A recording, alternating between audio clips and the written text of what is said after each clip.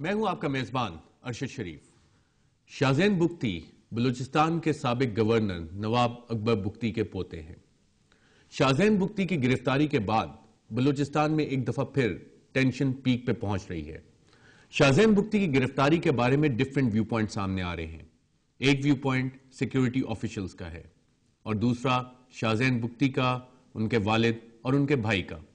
اس سے پہلے کہ رپورٹر آپ کو یہ مختلف ویو پوائنٹ دکھائے، یہ دیکھنا بہت ضروری ہے کہ شاہزین بگٹی کو کن حالات میں گرفتار کیا گیا۔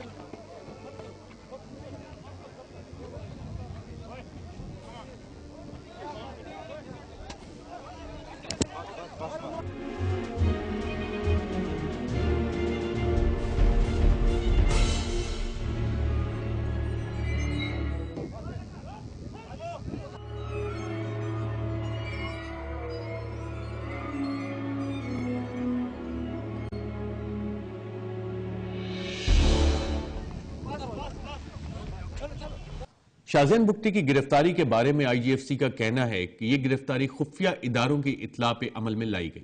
ہمارے حساس اداروں کی پیشگی اطلاع کے اوپر یہاں بلیلی چیک پوسٹ کے اوپر ناکہ لگایا گیا، جہاں شاہزین بگٹی کی کانوائے کو روکا گیا، جس میں تقریباً 16 گاڑیاں موجود تھیں اور انہیں گاڑیوں کی چیکنگ کے لیے کہا گیا۔ انہوں نے پہلے کانٹیکٹ کے اوپر 3 گاڑیوں کا اسلحہ ایف سی کو ہینڈ اوور کیا۔ اس موقع پہ فرنٹیئر کور بلوچستان اور پولیس کے بھی لوگ وہاں موجود تھے۔ بقول آئی جی ایف سی، شاہزین بگٹی نے موقع سے بھاگنے کی اور فرار ہونے کی کوشش بھی کی۔ شاہزین بگٹی کو خود کو سیکورٹی اداروں کی تحویل میں دینے کے لیے کہا گیا، جس سے اس نے انفارچونیٹلی انکار کیا۔ تقریباً 11:15 بجے اس نے موقع سے گاڑی بھگا کر فرار ہونے کی بھی کوشش کی، لیکن پولیس اور ایف سی کے مؤثر ناکے کی وجہ سے اس کے اس فرار کی کوشش کو ناکام بنا دیا گیا۔ لیکن شاہزین بگٹی کے بھائی کے مطابق حالات کچھ مختلف تھے۔ اگر شاہزین کی گاڑی جو اس نے آخری ٹائم پر آگے لے گیا تھا، کیونکہ اس نے کہ اس کو پتا تھا اریسٹ ہونے والا، میڈیا کے سامنے اریسٹ کروایا تھا، کیونکہ اس کو مارا نہیں جائے ادھر، یا بولے کہ ایک لڑائی میں اس کو زخمی ہو گیا، مارا گیا، تو اس کی گاڑی سے کون سا اسلحہ برآمد ہوا؟ چھوٹے آرمز برآمد ہوئے مانتے ہیں، لیکن اگر ایک آدمی ہے جس کے گاڑی کے اندر وہ خود بیٹھا ہو، تو کم سے کم وہ بقول ان کے کہ میزائل لے کر جا رہے ہیں، راکٹ لانچر لے کر جا رہے ہیں، تو اس کی گاڑی میں تو ایک بھی نہیں تھا۔ آئی جی ایف سی کے مطابق بڑی تعداد میں اسلحہ شاہزین بگٹی سے برآمد کیا گیا۔ ان کے قافلے سے برآمد کیے گئے اسلحہ کی تفصیل کچھ یوں ہے: SPG-9 راکٹ لانچر، ایک 14.5 machine gun, 2 12.7 machine gun, 2 LMG light machine gun, 4 sub machine gun 50, 9mm pistol 1, army universal gun 1, light machine gun के राउंड 880, क्लैशनकोफ के राउंड 46,230, स्नाइपर राइफल के राउंड 860, 9mm पिस्टल के राउंड 39 और AUG जो weapon है उसके 50 round कुल तादाद में शामिल थे, जिससे आप बखूबी अंदाज़ा लगा सकते हैं कि ये ज़ाती हिफाजत के लिए यकीनन इस्तेमाल होने वाला हथियार नहीं था। IGFC के बयानात एक तरफ, लेकिन तलाल बुख्ती के मुताबिक इस अरेस्ट के पीछे और भी अवामिल कारफरमा हैं। मुशर्रफ के दौर में नवाब साहब की शहादत के कुछ अरसे बाद शादीन गया था अपने ज़मीनों पर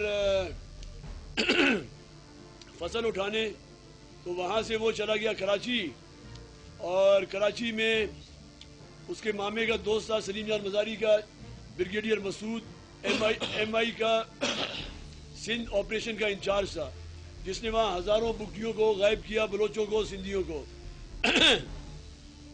और 8वें दिन जब इन्होंने हुकूमत ने देखा, यानी एजेंसियों ने देखा कि हमारा दाल नहीं गल रहा है, तो उन्होंने उसको पट फीडर में, एक पट फीडर नहर है जहाँ ज़मीनें हैं ज़र्री, वहाँ हमारे ज़मीनें हैं, उस इलाके का नाम है दे पंजाबी, वो किसी पंजाबी का था, बेच के चला गया था।